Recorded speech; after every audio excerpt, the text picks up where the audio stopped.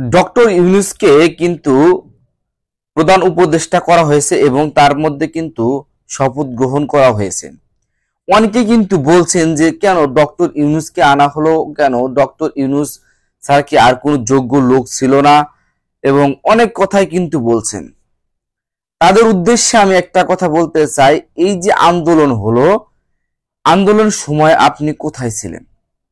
প্রথম প্রশ্ন আমার এটি। আর দ্বিতীয় প্রশ্নটি হচ্ছে, আপনি এতদিন কোথায় ছিলেন যখন দেশের কোটি কোটি টাকা আওয়ামী লীগ নামে সন্ত্রাসীগুলো পাচার করে অন্য দেশে নিয়ে গেছে? একটা প্রতিবেদন দেখে আমি হতবাক, যেটা স্ক্রিনে দেখতে পাচ্ছেন যে প্রতি মিনিটে নাকি 12 লক্ষ টাকা পাচার করা হয়েছে এই 16 বছরের হিসাব করলে। একটা জিনিস খেয়াল করে দেখেন যে কত টাকা তাহলে এই আওয়ামী লীগ সরকার পাচার করেছে, যার হিসাব কিন্তু এখনো মিলছে না। এই যে আমি যে ভিডিওটা বানাচ্ছি, সেটিও কিন্তু আমি একটা স্বাধীনতার সাথে ভিডিওটা বানাতে পারছি। এতদিন কিন্তু আমি সেটা পাইনি। কারণ হচ্ছে ভিডিওটা বানানোর সাথে সাথে কিন্তু অমুক একটা ছাত্রলীগ বা যুবলীগ যে কেউ কিন্তু আমাকে একটা হুমকি দিত, বলতো আপনি জামাত শিবিরের লোক, বিএনপির লোক, বিভিন্ন কিছু আমাকে কিন্তু উপাধি দেওয়া হতো। কারণ হচ্ছে আমরা কিন্তু অন্যায়ের বিরুদ্ধে কথা বলতে পারতাম না। আর সেই স্বৈর শাসকের কিন্তু পতন করেছে এই ছাত্ররাই। আর ছাত্ররা যদি উদ্যোগ না নিত, তাহলে কিন্তু এই স্বৈর শাসকের পতন হতো না। আর ছাত্ররা কিন্তু ভালো বুঝতে পেরেছেন বিদায় কিন্তু ডক্টর ইউনূসের মতো একজন গুণী এবং বিখ্যাত মানুষকে তারা এই বাংলাদেশের দায়িত্ব দিতে চলেছেন এবং দিয়েছেন। পাশাপাশি কিন্তু সেখানে সমন্বয়কদের দুইজন রয়েছেন, নাহিদ এবং আসিফ মাহমুদ। আমি বলবো যে বাংলাদেশে যে ডক্টর ইউনূসকে দায়িত্ব দেওয়ার কারণে বাংলাদেশ অনেকটা লাভবান হবে, এবং তার মতো একটা সুনামী লোক এবং গুণী লোক দায়িত্ব পেলে অবশ্যই বাংলাদেশের অনেক উন্নয়ন হবে।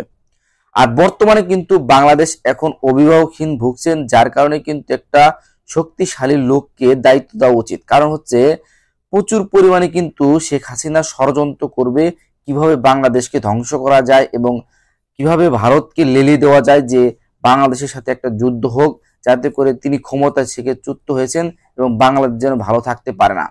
তিনি কিন্তু এমনটাই পরিকল্পনা সব সময় করে যাবেন।